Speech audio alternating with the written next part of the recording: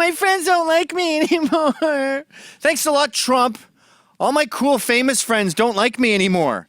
And it's weird, too, being here on the far right, which is just really the Bill Clinton's politics, but in 2017, that's considered radical.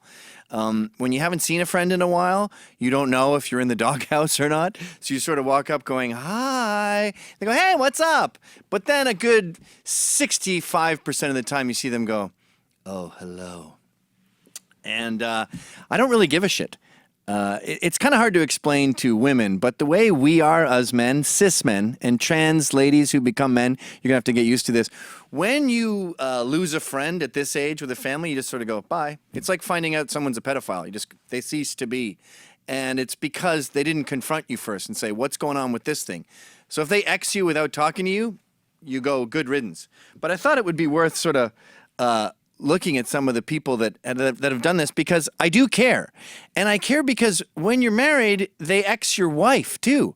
My wife is a vegan person of color who voted for Hillary, and she is now a pariah. Not the fish, the leper.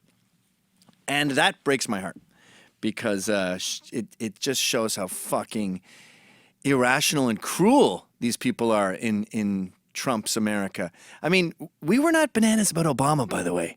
And I hated watching you froth at the mouth when he would walk by. It's sort of like the way people would see Neil deGrasse Tyson. It just looked so unnaturally excited that it was a real turnoff. But we didn't X you.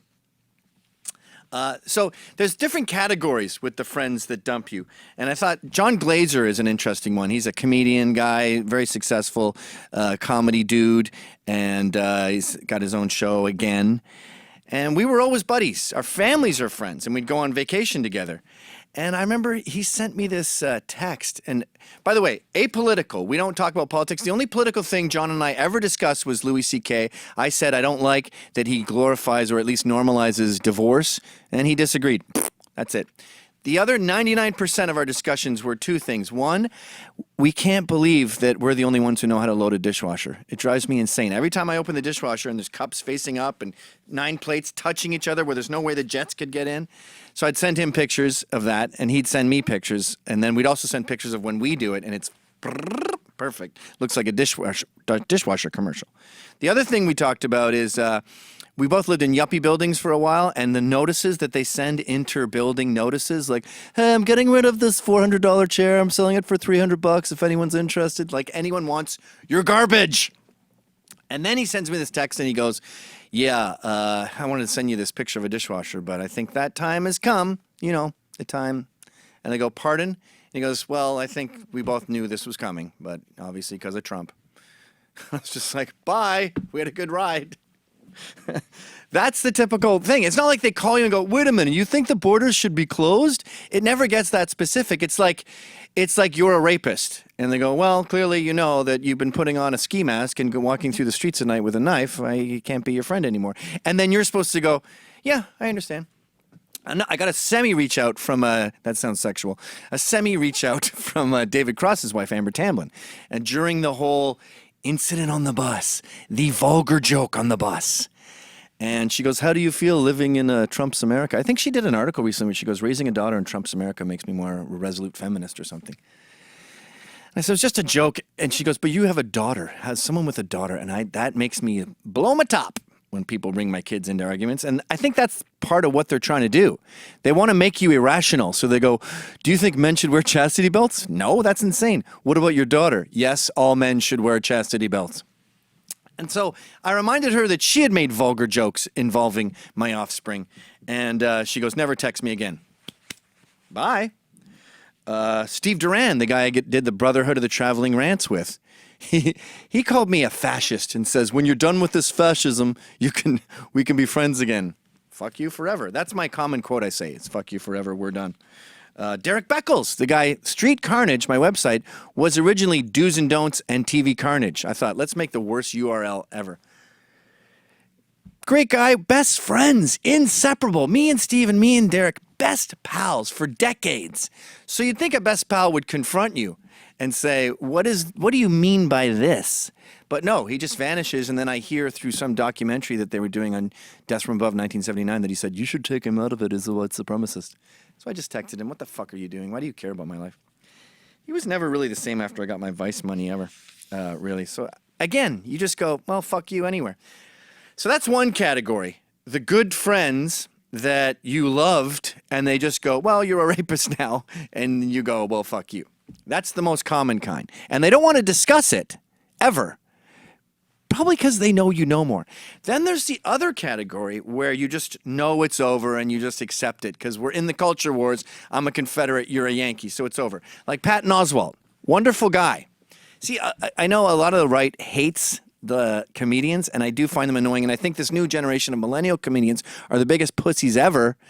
But in defense of them and liberals, they've just been bullshitted by fake news, and they're lazy so they believe it. But the actual people are really good people. Sorry. Patton Oswalt's a really good person. I asked him when I was writing Death of Cool, I said, can you have a look at this? He read the entire thing cover to cover and then gave me like 50 very helpful notes. But because of his politics, I just kind of know it's over, so I'm just sort of like, I stop following him on Twitter and I just sort of assume we're done. Or Samantha Bee. I don't know her very well, but she did a blurb for my book, and our kids have hung out a few times. They've been over to the house. And I saw her on the street the other day, and she just sort of looks at me for a split second and looks away, and then I looked away, and we just walked in other directions. Because with all these other cases, like the John Glazers and the Amber Tamblins, it's just accepted that it's over in many. Like after 17 people go, you know what's happened, you sort of go, yeah, I get it, fuck you. And I don't think Samantha Bee's crying herself to sleep at night. And I'm sorry to use so many celebrities in this, but it gives you better context. If I tell you that my friend Eddie's mad at me, you don't know if he's mentally ill or what. David Cross is another one I was too scared to call him and go, are we done? You know, that also seems kind of gay. Are we still friends? But David reached out to me and he goes, were you Zeke Heiling at Deplorable?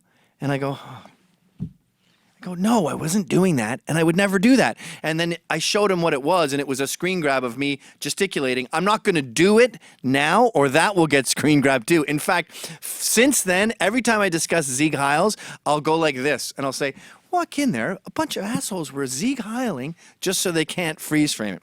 And he said to me, okay, cool, well, I'll tell everyone we know if they ask me, or I'll just tell them voluntarily that you didn't do that. And I go, don't bother. If they don't care enough to ask me, I don't give a shit what they think. Another guy that was cool who reached out to me is Reggie Watts. And he goes, all right, so what's going on here? Like, how much of this is you say that's true and how much is for shock value? And they always say that about Ann Coulter, too. And I said, Reggie, it's like stand-up comedy. You're not lying. Like David Cross, everything he says on stage is true. It's not, it's just hyperbolic. It's like Alex Jones when he says the water's making the frogs gay. He's saying a true fact in a loud, kooky way. Pollution and estrogen and birth control is getting into the water supply. It is infecting amphibians' gender, but that's not a very fun way to say something. Comedians get to take what they're saying and say it in a fun, kooky way, even though it's true, but we can't. Jason Jones, Samantha's husband, that's another guy. I just sort of assumed we're done. It's the life of a pedophile. I used to say we have the life of gays, but gays weren't exed. Gays just were sort of weird. It's a pedophile thing where you go, I know, we're done. Leslie Arfin was a funny one, too, where it was kind of my fault, where she was contacting my wife about some tweet I said about domestic abuse, where I said, personally, everyone I know who's been involved in a domestic abuse case, it was bullshit. That's just my personal experience. Jim Goad, Dove Charney, Terry Richardson. I mean, those two weren't in domestic abuse. That was sexual harassment. Anthony Cumia's brother. That's 5 cases where my friends were framed. So I've noticed a pattern there. And she contacts my wife and my wife, this poor woman, is a fish. She's a piranha for having views that she doesn't fucking have. I mean, it's so unfair. So when Leslie contacted my wife, I'm very sensitive about the family. So I just went, fuck you. And I kind of regretted that. But apparently there's no takebacks on these kind of things. But that was sad because we were best friends for decades. But I have new friends now. I've got Talib Starks I see him every day at work. He's a wonderful dude. And I've got all my Proud Boy pals like Dante Nero, John Thaddeus, Hassan, Yosef, Amish Patel, my Muslim pals, Ali Hassan. My gay pals, Pax Hart and Chadwick Moore, Ryan Katsu Rivera, and of course Milo. I can't list any more celebrity ones because they would lose their careers because that's the culture we live in. But take my word for it that I know a lot of musicians and actors and comedians that go, yeah, I totally agree with you. This is fucking insane. I actually like America. I don't understand. But don't tell anyone I told you that. And I go, I won't.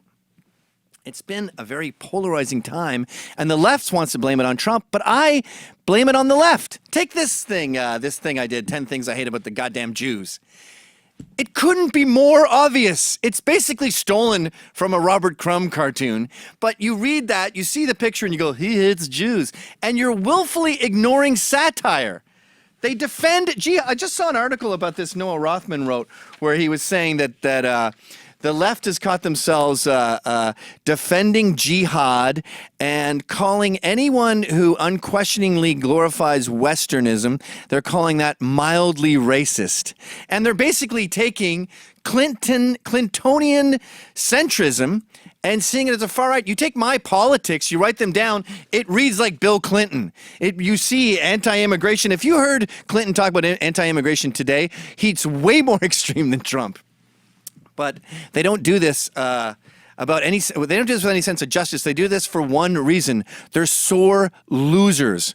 Look, liberals, we weren't happy when Obama won. We saw you frothing at the mouth because he was black, and it seemed, well, racist. But we got over it. We waited 8 years for the fad to play out and for everyone to realize how damaging he was. We rolled our eyes, but we didn't X you. That's because we live here on Earth in the real world, and you live in the made-up good people versus bad people world of fake news.